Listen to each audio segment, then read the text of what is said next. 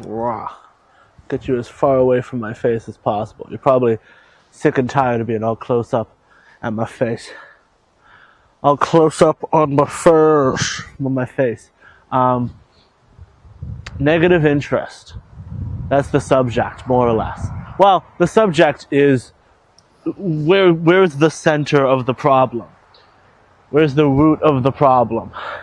There's multiple things going on at the root of the problem. I don't think there is any one thing. But the closest I can get to a central problem with everything. I know. Grand theory of everything here is debt and interest. There's a quote from a man in some or another country that was given a developmental loan by, I think it was the International Monetary Fund, whose country was destroyed by being forced into austerity by having to service the debts to this International Monetary Fund. And he said, if you ask me what is the worst thing in the world, I will say compound interest. I think he was pretty on point. It's pretty up there. And there's a quote from this guy, from Michel Foucault, pretty well-known philosopher. He said that societies that were built on authority were built with debt. Societies that were free are built with commons. That might not be the direct quote, but that's what I remember the quote as more or less being. Debt bad, commons good. We haven't really talked about any of these subjects on the channel, but I am somebody who likes simple 101 explanations, so we're not going to take too long going through them. I'm just going to jump right into them anyway. Debt. We're going to talk about student debt relief. We're going to use that as a broader discussion of debt, okay? The student debt relief discussion around tuition is a little bit broken right now, I think. Progressives generally want student debt relief. Moderates, not so much. And the idea from moderates is that if you relieve the debt, then it just creates an incentive for people to go, oh, well, there are no consequences. Let me take out more debt, right? But the thing is, oh my God, that was the ice. Ice just gave in. Alright, the thing is, people are not taking out this debt consciously, rationally, of their own volition. Part of the structuring of this debt is through government policies that were supposed to help, but they've made the situation worse. This is the student debt crisis. And so some people argue that, we would like to maybe see student debt relief at some point, but not until these more fundamental reforms have been made. And I think it's a weird discussion, because I don't think any progressives don't want to reform the center of the system that creates the student debt. I don't think that's a problem. I think they're with the moderates on that one. I think the disagreement is just, should we get rid of this debt? And I think there's something the moderates are missing about this that's very human, that isn't technocratic or political or policy based, something fundamentally human, which is that real people are living with this debt and they're really angry about it. They're unhappy about it. And when you get rid of it, it makes their lives better. Funny how that has to be reminded that that's a part of what's going on, that that's a part of the conversation. Seems weird that isn't the core of the discussion. And so, some people will make arguments for debt relief in these very economical terms, that it produces stimulus. And stimulus helps to grow the economy. That when you relieve this debt, people start spending back into local businesses, and that creates jobs. All that is saying is that people will have more money because they're not in debt as much, and they don't have to service their debt with payments, so they have more money. That's all that that's saying. They're putting it in very economical terms and talking about how it benefits the economy. But on a fundamental level, the way that it benefits the economy is that it makes people have more money now. So I'll put it in simple terms. The debt, I don't think anyone disagrees that the debt is unjust. That's the thing. Moderates agree that this debt was created through government policies that caused it to happen. Libertarians agree that there was a bad government policy that created this debt, and that is what caused it. They think that that's what caused it. And so they want to get rid of that government policy, but because they're libertarians and because they're moderates, they don't want to spend anything. They don't want to, actually relieve those debts in any way. They don't want to spend money on that. So they only want to get rid of the policy that creates new debts, but they don't want to relieve those ones. Which I think is just backwards. If the government creates a wrong, it has an ethical responsibility to undo that wrong. And that's the problem, is that to any super free market libertarian, the government can create this wrong, and then they'll only be in favor of doing away with the government continuing to create the wrong. They're not in favor of anything to make up for it.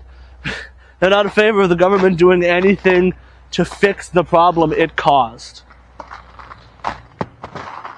Now, that is my stance on student debt relief. Okay, I sort of laid it out to you there. But there's a deeper conversation there, just about debt relief in general, and what debt does. Debt stifles opportunities, right? When people don't have debt anymore, that creates opportunities for people to go to school. People have more resources, and they use those resources a lot of the times to better themselves and to pull themselves up out of poverty. And having these debt payments hang over people's heads keeps them trapped in the position that they're currently in. Wow, it's going. The ice is just giving way, I think just from me walking on the shore, because it's following me. It's like a horror movie. That's so fucking weird. Okay. Clearly I'm being followed by an invisible monster that's walking on the ice right now.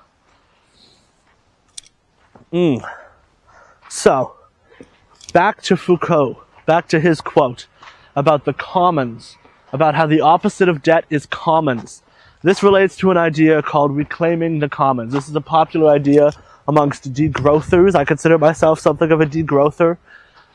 And this idea involves mostly the use of trusts, because they have a lot of highfalutin philosophical language about undoing our ways of relating to property, our ways of understanding property and markets and so on. They often get a lot of their ideas from indigenous people and indigenous relationships to the land and so on. And so they rarely put in simple pragmatic terms what is the thick thing that holds together a commons. And I think part of the reason they do that is because they want to make it clear that at least one aspect of what holds together a commons is idealistic. It's just that it has a community of real human beings surrounding it who are just choosing to participate in it. Like a community garden, for example. Part of what holds together a community garden is not any policy that states that a community garden must exist. Part of it is having people in the community who happen to want to participate in the garden and who probably know each other in real life and talk to one another and facilitate the organizational, work of making this community garden happen and allowing it to continue to exist. And in my experience, most of it is done by old women, which is fine. I don't know. I don't know why I said that, but it is. And then, so they don't talk about trusts, which I think are the legal mechanism behind the commons. Trusts are an alternative, I think, to both state ownership and market ownership, market property dynamics, which is why when you search neither state nor market, commons is the first thing that comes up. That's why I know about commons, was because I wasn't loving big government and I wasn't loving the free market. I wasn't liking either of that. So I was like, well, what else is there? Neither state nor market. And I searched that, and the first thing that comes up is a book about reclaiming the commons. So trusts are a legal mechanism, right? You're probably familiar with the concept of a trust for like a college fund, right? Your parents set aside money in a college fund, and it's only to be used for college, but it's given to their children. Understand correctly, once the money goes in, the parents also can't touch it. The trust becomes its own entity. The property rights are no longer in the name of your parents. It's not fully in the name of you, because you can't do whatever you want with the money. It's in the name of this trust. It's a legal entity that is governed by trustees. It's governed by separate people from you. And those trustees' job is to carry out the legal work of maintaining the trust.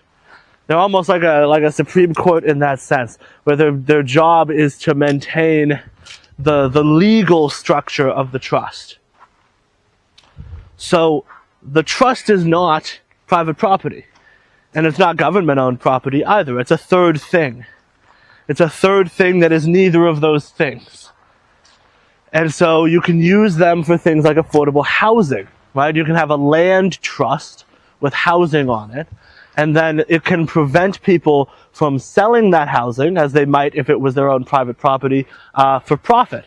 It can prevent people from using housing as an investment. The goal of a land trust, it basically says this housing is set aside to remain affordable, rather than maybe it was built affordable, but people improve upon it, or they don't improve upon it, and the land just kind of increases in value because of development around it or other factors like that. And then they sell it at a profit, and they turn into less affordable housing. In order to prevent that, there are laws regarding how much more money than what you bought it for you could sell a house on an affordable housing, land trust. You can also use trusts for conservation. That's the most common one, right? You've probably heard of a conservation trust. The point of that is to separate the land and all of the nature on that land from being sold to developers who are going to develop it and sort of destroy the natural environment in that area. So you can hold bodies of water in trust, you can hold forests in trust, you can hold housing in trusts, and so that's where this idea of the commons starts to come into play. There's also new things you can hold in trusts. You can hold data in trusts. That's been an idea recently, to use trusts as a mechanism to protect people's data privacy. I don't understand technology enough to explain that one to you, and I'm not going to pretend to.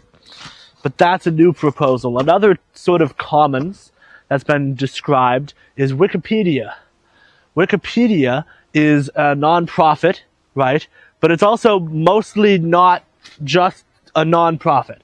There's a non-profit that facilitates Wikipedia's existence, but the majority of what Wikipedia's existence is millions of people around the world contributing donations for free, contributing the work of editing it for free, and then getting to use Wikipedia for free. It's not a business. It's also not owned by the government, and it's also not really just a non-profit. It's its own separate thing that doesn't have a good name if you don't call it a commons. And so that's what this idea of reclaiming the commons is. And so if you see that as the opposite of debt, there is a policy proposal that intends to move the entire trajectory of the economy in that direction of commoning, which is the term for creating more of these commons, and away from the direction of debt creation. You think about how is debt created? Not just student debt, but all kinds of debt. Housing debt for your loan on your housing, debt being serviced on your car payments. All of it is created through interest. Business loans. It's all interest That is where debt comes from. It is about the amount of interest at play. So, when you have a desire in the economy to sort of discipline ordinary people, one thing that happens is the Federal Reserve will raise interest rates. This is what happened recently there was a labor shortage, and they thought maybe it's a solution to inflation. There was a labor shortage and inflation, right? And they wanted to solve this at the Federal Reserve, and one of the suggested solutions, which I think was a stupid, terrible move, was to raise interest rates. This has a couple of problems. One thing is it prevents housing development, because the people who develop housing take out loans, and they use those loans to get the financial resources necessary to build new housing. It also prevents the expansion of business. So a lot of business owners hated this idea because they take out business loans and then they expand their business and they hire on more people and they give people jobs. But the goal of raising interest rates is sort of to create more unemployment, and in the hopes of doing that, to lower wages. And the hopes is that through lowering wages and creating more unemployment, you can solve a labor shortage and cause the prices of consumer goods to decrease, because the businesses don't have to pay their workers as much. So that's a lot of the theory. Obvious where the problems are with this, right? I already said it prevents this development. It prevents a lot of this growth in a way. It prevents a lot of this expansion by making money less accessible. That's sort of the key here, is that it makes money less accessible to people. When there are higher interest rates, people are less likely to want to take out loans. It makes money less accessible, and it deprives opportunity from people. Loans can be opportunity that can be paid back above and beyond the opportunity created. But too high of an interest rates prevents people from taking that opportunity, prevents people from getting the resources necessary to do this thing that innovates in some way and produces more than the money they were given to create it. So, what is the opposite of this? Well, in the short term, the opposite of this is maybe lower interest rates, right? Maybe it's trying to do something about payday loans, right? Really, really high interest rate loans that are sort of scalping very vulnerable poor people. Maybe it is just being against the Federal Reserve raising interest rates. Maybe it is trying to secure low interest loans to neighborhoods, black communities, let's say, that are historically less likely to get access to capital to develop, right? That's what a lot of FDICs are. Whenever people talk about reparations, it's weird because they kind of make it sound like they're literally going to be giving everybody $10,000 in a mule or whatever.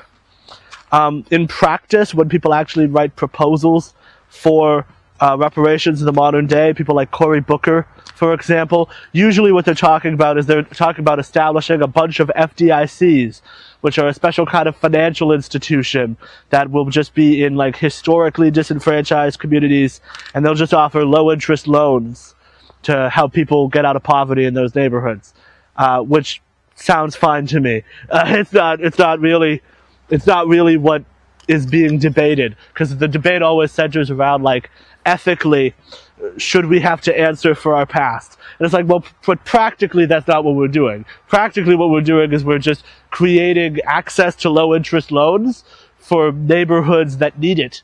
And that's not to do with whether or not we have to answer for our past. That's just a good policy idea on principle in general. So, lowering of interest in general in various areas, relief of debt in general of various areas, are ways to push back against this. But if you want to be a radical thinker and you want to push forward on this, you could call for what's called negative interest. Negative interest isn't standardly negative interest. You're not going to be paying less back than you got. It's not straightforward in that way. What it is it's usually through what's called a demurrage charge. Demurrage charges are basically that your money becomes less valuable with time after you've taken out the loan. After you've taken out the loan, your money decreases in value with time. So the idea here of demurrage is that as money is created, there's now an incentive to spend that money. There's an incentive to build things with that money. There's an incentive to pay off the loan very quickly.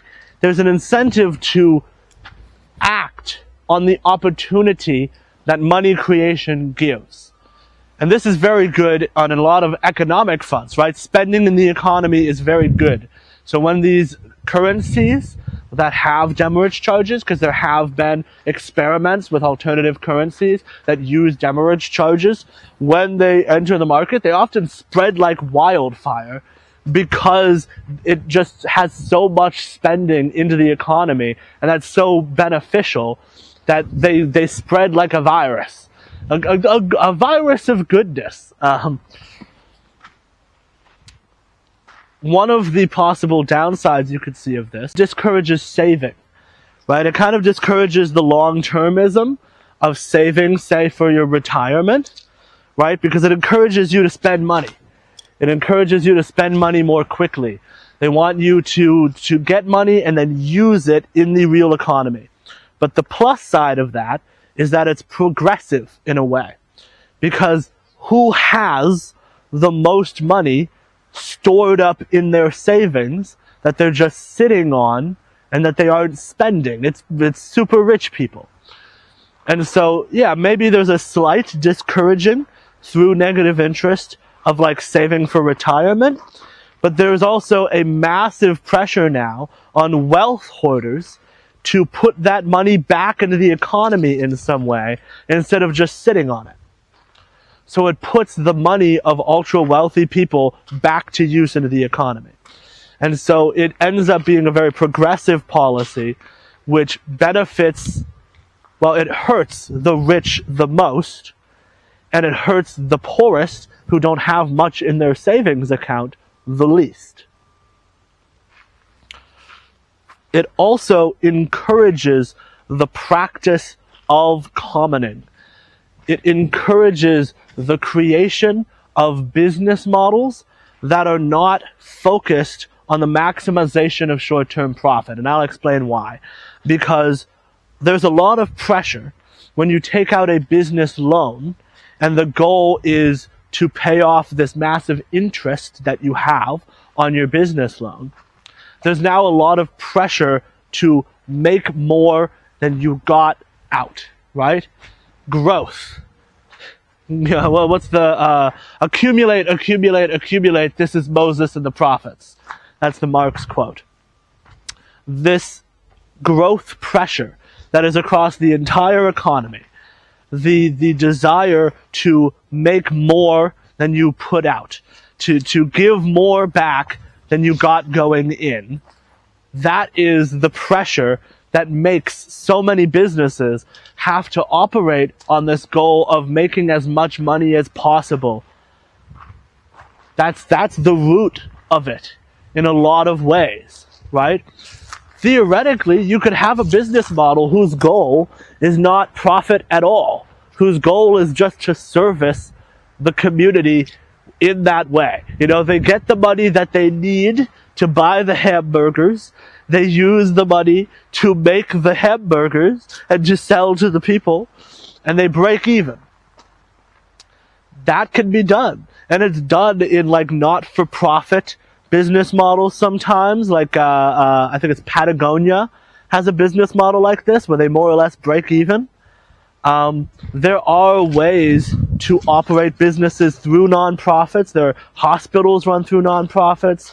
There are charities, obviously, but there are businesses that are run through nonprofits where the goal is not to make as much money as possible. The goal is to sort of break even, or a lot of times to dedicate the money that they do make back into a charity service of some kind, right? So there are business models that are not trying to grow, not trying to expand, not trying to make more money for shareholders, that are just trying to exist and serve their purpose and play their role. And you can view that as fundamentally tied to this idea of the commons, that these commons are one of those types of enterprises, that enterprises like Wikipedia are one of these types of enterprises whose purpose is not to grow. It's not a business in the traditional sense. Its purpose is to exist and to serve its role for the community. In the absence of the interest pressure, there is an economy-wide reverse pressure to do the opposite. There is an economy-wide removal of the incentive structure that prevents businesses whose sole goal is to exist and serve their role from existing. This is potentially one policy solution. I mean, I don't want to sound too optimistic, but this is chopping off the Hydra at the real core. You know, there's a meme with a Hydra, and it's got all these different heads, right? And all the different heads are all the different bad things in society. And then there's like a one thing that's the root problem at the base of the head, and it says cut here. You know, this is where you cut. If anybody wanted to know what I think the root of things is, because I often act like people are missing the root of the problem, this is the root of the problem. Interest, debt creation, the absence of commons, the absence of enterprise that is just meant to exist. This is the root of the problem.